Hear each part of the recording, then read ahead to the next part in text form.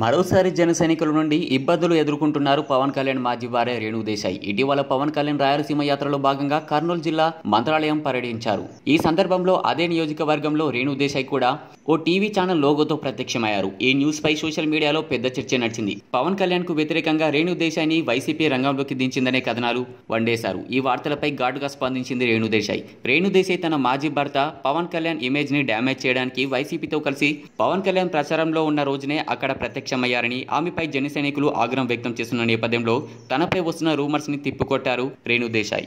ఈ సందర్భంగా రేణు దేశాయ్ మాట్లాడుతూ, రైతు సమస్యలపై ఓ చిత్రాన్ని చేస్తున్నా. దీనిలో భాగంగా టీవీ షో చేసి రైతుల ఆత్మహత్యలు, వారి కష్టాలను తెలుసుకోవడానికి రిపోర్టర్గా మారా.